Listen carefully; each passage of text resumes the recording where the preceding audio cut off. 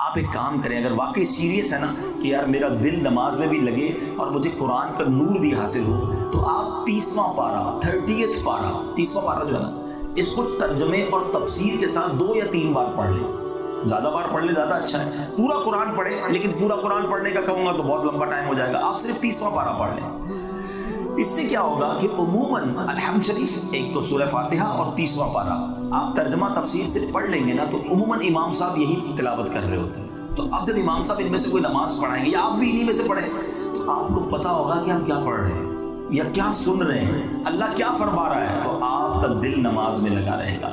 اور واللہ جب قرآن سمجھ آئے گا نا، آپ کا دل نہیں چاہے گا کہ امام صاحب رکوع میں جائیں اور اللہ کی باتیں سنائیں اور ہمیں اللہ کا ذکر سنائیں. میں آپ کو ایک چھوٹی سی قرآن پاک کی صورت ہے 30ویں پارے کی سمجھانا یہ چاہ رہا ہوں کہ جس دن آپ قرآن انڈرسٹینڈ کرنے لگ جائیں گے، آپ کو کتنا لطف بھی آئے گا اور کتنا سیکھنے کو بھی ملے گا.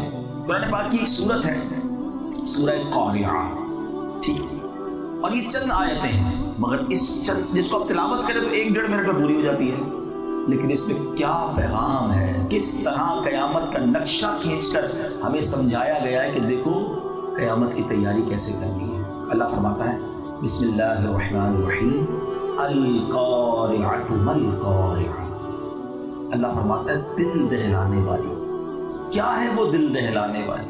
قارعہ علماء کہتے ہیں قارعہ قیامت کے ناموں میں سے ایک نام ہے. اللہ فرما رہا ہے القارعۃ ما القارعۃ، دل دہلانے والی. کیا ہے وہ دل دہلانے والی؟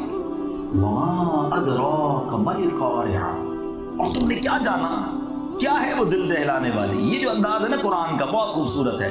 وما ادراک ما القارعہ، خود ہی قرآن ہم سے پوچھ رہا ہے تم نے کیا جانا کیا ہے قارعہ. یعنی یہ قرآن کا اسٹائل اور اسلوب ہے کہ جب کوئی اٹریکٹ کرنا ہو کسی کو، تاکید کرنی ہو، سمجھانا ہو. یعنی آپ جب یہ 3 آیتیں پڑھیں گے تو آپ اندازہ کر لیں گے کہ کچھ بڑی بات آنے والی ہے. قرآن بار بار کیوں کہہ رہا ہے القارعہ ما القارعہ وما ادراک ما القارعہ، تم نے کیا جانا قارعہ کیا ہے. اور آگے قرآن خود ہی جواب دے گا اس کا. یعنی آپ کی توجہ چاہ رہا ہے، آپ سے کچھ بڑی اہم بات کرنے جا رہا ہے قرآن، سمجھو. یہی انداز آپ کو سورہ قدر میں ملتا ہے. انا انزلناہ فی لیلۃ القدر وما ادراک ما لیلۃ القدر، تم نے کیا جانا لیلۃ القدر کیا ہے. کیوں کہا یہ کہ آگے جواب قرآن نے دینا ہے، مگر توجہ کرو کہ کوئی بڑی بات ہونے جا رہی ہے. پھر قرآن نے آگے جواب دیا لیلۃ القدر خیر من الف شہر، وہ لیلۃ القدر ہے جو 1000 مہینوں سے بہتر ہے. یہاں بھی اسی طرح انداز اختیار کیا گیا کہ تم نے کیا جانا قارعہ کیا ہے. اب سنو صرف چند آیتوں میں قیامت کا نقشہ کیسے بیان کیا. یوم یکون الناس کالفراش المبثوث، اللہ فرما رہا ہے وہ دن ایسا ہوگا کہ جب آدمی ہوں گے جیسے پتنگے پھیلے ہوئے. پتنگے کیا ہوتے ہیں؟ بارش میں آپ نے دیکھا ہوگا چھوٹے چھوٹے پتنگے، وہ آپ لائٹ جلائیں تو ان کو ادھر جا رہا ہے کو ادھر جا رہا ہے، گر رہے ہوتے ہیں، کوئی ڈائریکشن نہیں ہوتی پتنگوں کی، گر رہے ہوتے ہیں، مر رہے ہوتے ہیں. قرآن کہہ رہا ہے وہ دن ایسا ہوگا، اتنا خوف ہوگا کہ لوگ بھاگ رہے ہوں گے جیسے پتنگے ہوتے ہیں نا پھیلے ہوئے، کسی کی کوئی ڈائریکشن ہی نہیں ہوگی، کسی کو سمجھ ہی نہیں آیا ہوگا کدھر جانا ہے، اتنا دل پر خوف ہوگا. اور سنو یہ جو بڑے بڑے پہاڑ ہیں نا، ان کا کیا حال ہوگا؟ وَتَكُونُ الْجِبَالُ كَالْعِهْنِ الْمَنْفُوشِ. قرآن کہتا ہے یہ جو پہاڑ ہیں نا، بڑے بڑے پہاڑ، یہ روئی کے گالوں کی طرح اڑ رہے ہوں گے. ذرا سوچو، کبھی آپ نے رضائی بناتے ہوئے دیکھا ہے کسی کو؟ جو رضائی بنانے والے ہوتے ہیں وہ جب رضائی بنانے کے لیے اون کو ڈنڈا مارتے ہیں تو اون اڑتی ہے نا، روئی اڑتی ہے. کہہ رہے جیسے روئی اڑ رہی ہے نا، قیامت کے دن پہاڑ اڑ رہے ہوں گے. کیسا زلزلہ ہوگا، کیسا خوف ہوگا کہ بندے دوڑ رہے ہوں گے، پہاڑ اڑ رہے ہوں گے. یہی خوف کافی تھا. قیامت کی اگر یہی ہولناکی ہوتی تو کافی تھا. مگر قرآن کہتا ہے ابھی سنو، اس کیفیت میں تم سے سوال ہوں گے، تمہارے نامہ اعمال کو تولا جائے گا. میں اور آپ کبھی گرمی یا پریشانی سے گھر آئے، پسینہ بہہ رہا ہو اور گھر والے سوال کرنا شروع کر دیں کہاں سے آ رہے ہیں، کیا کیا، دن کیسا گزرا، 4-5 سوال ایک ساتھ کر لیں تو آپ کیا کہتے ہیں؟ یار ابھی سوال نہ کرو، دیکھ نہیں رہے میری کیفیت کیسی ہے، میں تھوڑا پانی پیوں گا، سانس لینے تو پھر بات کریں گے. جب ہم تھکے ہوئے ہوتے ہیں، فرسٹریٹ ہوتے ہیں، خوف زدہ ہوتے ہیں، ہم جواب نہیں دے پاتے. قرآن کہہ رہا ہے کہ جب پہاڑ بھی اون کی طرح اڑ رہے ہوں گے نا، اس کیفیت میں تمہارے اعمال تولے جائیں گے، تم سے سوال کیے جائیں گے. آگے فرمایا فَأَمَّا مَنْ ثَقُلَتْ مَوَازِينُهُ فَهُوَ فِي عِيشَةٍ رَاضِيَةٍ۔ قرآن کہتا ہے اس دن جس کی تولیں بھاری ہو گئیں، جس کے نامہ اعمال نیکیاں زیادہ نکلی، وہ تو چین میں ہوگا، عیش میں ہوگا، جنت کی نعمتوں میں ہوگا۔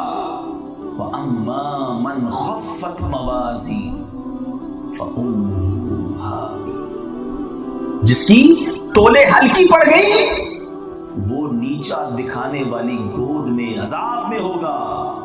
پھر قرآن سوال کر رہا ہے وَمَا أَدْرَاكَ مَا هِيَ، تم نے کیا جانا یہ حاویہ کیا ہے؟ پتہ ہے نہیں پتہ ہے؟ اگین وہی انداز، پھر توجہ، غور کرو۔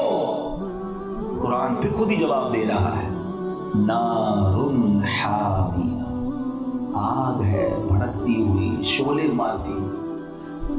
یہ چند آیتیں ہیں، کتنی دیر لگی؟ 2 منٹ، 4 منٹ، پورا قیامت کا معاملہ سمجھا دیا گیا کہ دیکھو بڑی گھبراہٹ ہوگی، لوگ بھاگ رہے ہوں گے، کسی کو پیسوں کی نہیں، پراپرٹی کی فکر نہیں ہوگی، بچوں کی فکر نہیں ہوگی، نفسا نفسی کا دور ہوگا، اتنا بڑا زلزلہ ہوگا کہ پہاڑ بھی اڑ رہے ہوں گے، اور اس کیفیت میں تمہارے اعمال تولے جائیں گے۔ اور سنو، جس کی نیکیاں زیادہ ہوئیں، نیکیوں کا پلڑا بھاری ہو گیا، وہ جنت میں جائے گا، مزے کرے گا، عیش کرے گا، اور جس کے اعمال کم ہو گئے نا، وہ ایسی آگ میں جائے گا جو بھڑکتی ہوئی آگ ہے۔